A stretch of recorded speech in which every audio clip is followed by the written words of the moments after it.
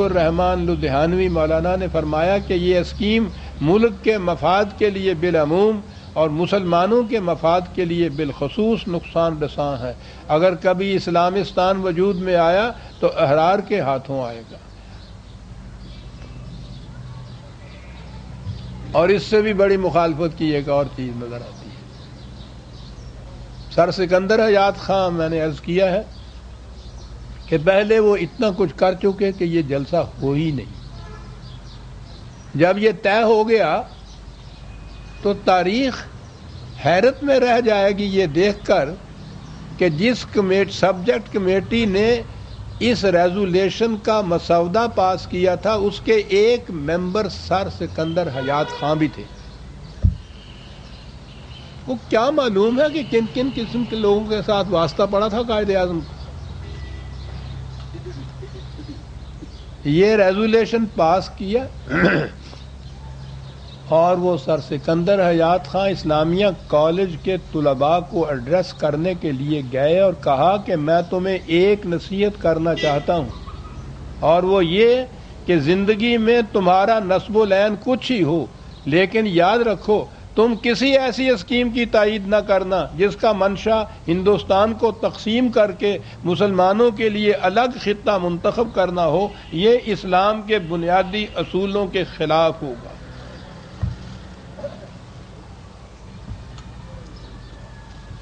چاہتا ہے جی ماننے کو یہ باتیں.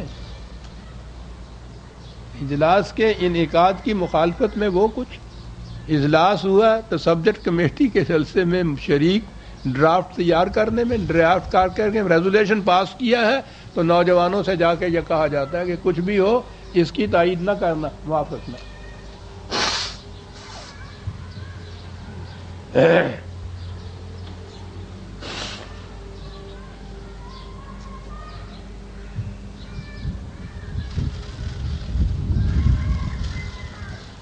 وہ ایک سال عزیزان من بڑا ٹیسٹ کا تھا. کس چیز کے ٹیسٹ کا؟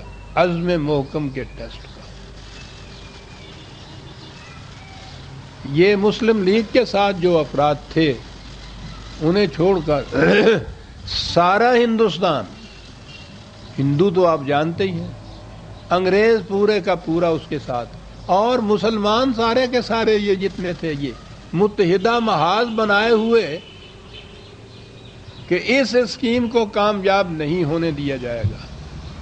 یہ مارچ 40 میں ریزولیشن پاس ہوا تھا اور مارچ 41 ہی میں یہ عزم راسخ کا کوہ گراں یہاں لاہور ہی سے اعلان کرتا تھا اور کہہ رہا تھا کہ لاہور کے پلیٹ فارم ہی سے مسلم لیگ نے پاکستان کا مطالبہ پیش کیا.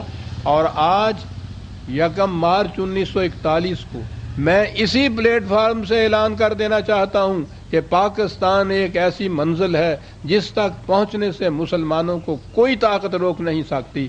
ہندوستان کے بر اعظم میں پاکستان کے سوا کوئی دستور کامیاب نہیں ہو سکتا.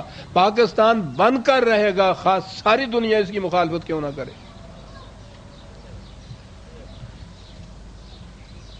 یہ یقین محکم سے اس قسم کی قوت پیدا ہوتی ہے. اتنا محکم یقین تھا اپنے نسب و لعن کی صداقت پر عزیزان مان. مخالفت کا ایک گوشہ اور تھا اور اس کی نوعیت ان سب سے الگ تھی. یہ تو بہرحال نیشنلسٹ تھے، کھلے ہوئے تقسیم کے بھی خلاف، مسلمانوں کی جدا گانہ قومیت کے بھی خلاف، کسی مقام پر بھی اسلامی مملکت کے بھی خلاف. لیکن ایک جماعت یا ایک شخصیت یہ تھی کہ ان سب سے وہ متفق اور سب سے زیادہ مسلم لیگ اور قائد اعظم کے خلاف. مجھے کسی کی تنقیر اور تحقیر مقصود نہیں عزیزان من، نہ میری کسی سے رقابت ہے. میں نے تو عملی سیاسیات میں کبھی حصہ ہی نہیں لیا. میری کوئی پارٹی نہیں، میرا کوئی مذہبی فرقہ نہیں، مجھے کسی سے کوئی عداوت نہیں. لیکن حقائق کا بیان کرنا ضروری ہے. وہ اس لیے ہے کہ تاریخ نہیں لکھی گئی اس تاریخ کی. یہ جو مخالفت سب سے زیادہ مخالفت شدید ہوئی تھی یہ مولانا سید ابو العلا مودودی کی طرف سے تھی. ان کی داستان بھی عجیب تھی. یہ ایک عرصے تک نیشنلسٹ رہے، بہت کٹر نیشنلسٹ. جمعیت العلماء نیشنلسٹ علماء کا جو آرگن تھا، الجمعیت، اس کے ایڈیٹر تھے. گاندھی جی کی پہلے سوانح عمری انہوں نے لکھی تھی جو چھپی نہیں تھی. اس کے بعد یہ حیدرآباد دکن چلے گئے. ان کے بھائی وہاں تھے. وہاں جا کر انہوں نے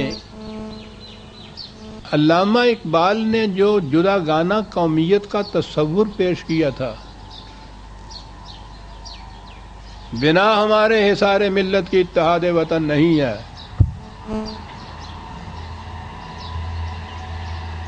انہوں نے اس کی تائید میں وہاں جا کر اپنے رسالے ترجمان القرآن کے اندر مضامین لکھنے شروع کیے. اس سے ان کے ساتھ میرا رابطہ ہوا. میں سن 33-34 سے ان کے ساتھ رابطہ تھا. بڑے تعلقات تھے. دلی ان کا گھر تھا، وہاں آیا کرتے تھے تو میرے ہاں اکثر و بیشتر رہتے تھے. اشتراک جو تھا رابطے کا وہ یہی چیز کہ یہی جو نظریہ قومیت ہے اس کے ہم علمبردار تھے، اسی کی تائید یہ کرتے تھے. تو ہم نے غنیمت سمجھا تھا کہ شمالی ہند میں اگر طلوع اسلام یہ کرتا ہے تو چلیے وہاں سے ایک آواز تو نکل رہی ہے. اس زمانے میں عزیزان من آواز تو ایک طرف کوئی ہاں کر کے سر بھی ہلا دیتا تھا تو ہم اس کا ماتھا چوم لیتے تھے کہ اللہ تمہیں خوش رکھے. ایسی حالت تھی ہماری کہ کوئی تائید کرنے والے کہیں سے اس کے لیے مل جائیں. تو اس کے لیے بہرحال انہوں نے یہ جو شروع کیا تو ہم نے یہ سمجھ لیا کہ یہ انہیں وہاں سے پنجاب دعوت دی گئی. میں اس داستان میں نہیں جانا چاہتا کہ میرا حصہ اتنا کتنا تھا. یہ جو گئے ہیں وہاں دارالاسلام میں تو میرے مکان سے دلی سے اٹھ کے گئے تھے. ہمیں بڑی خوشی تھی.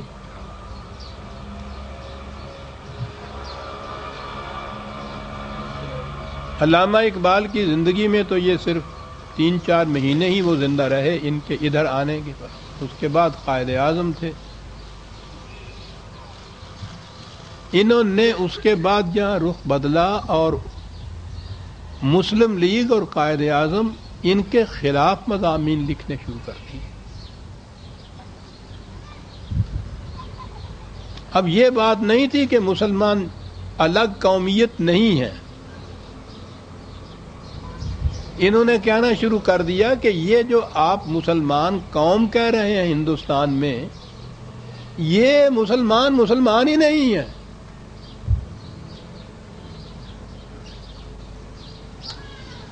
جتنے خصائص، جتنی معائب، جتنے ضمائم کافروں میں پائے جاتے ہیں ان کے الفاظ سن لیجئے کہ یہاں جس قوم کا نام مسلمان ہے وہ ہر قسم کے رتب و یابس لوگوں سے بھری ہوئی ہے. کریکٹر کے اعتبار سے جتنے ٹائپ کافر قوموں میں پائے جاتے ہیں اتنے ہی اس قوم میں بھی موجود ہیں. ان وجوہ سے وہ عظیم الشان تعداد جو ہم کو مردم شماری کے رجسٹروں میں نظر آتی ہے اسلامی اغراض کے لیے قریب بالکل بیکار ہو چکی ہے. اس کی تعداد کے بھروسے پر اگر کچھ کیا جائے گا تو سخت مایوسی سے دو چار ہونا پڑے گا. یعنی وہ بنیاد جو تھی ہمارے ہاں کی اسی کو متزلزل کر رہے ہیں کہ یہ تو قوم ہی یہاں نہیں ہے تو الگ قوم کی، اس قوم کی بنیادوں کے اوپر الگ ایک مملکت کا مطالبہ، اس کے معنی کیا ہے؟ لکھتے ہیں کہ اگر آپ اس نام نہاد مسلم سوسائٹی کا جائزہ لیں گے تو اس میں آپ کو بھانت بھانت کا مسلمان نظر آئے گا. مسلمان کی اتنی قسمیں ملیں گی کہ آپ شمار نہ کر سکیں.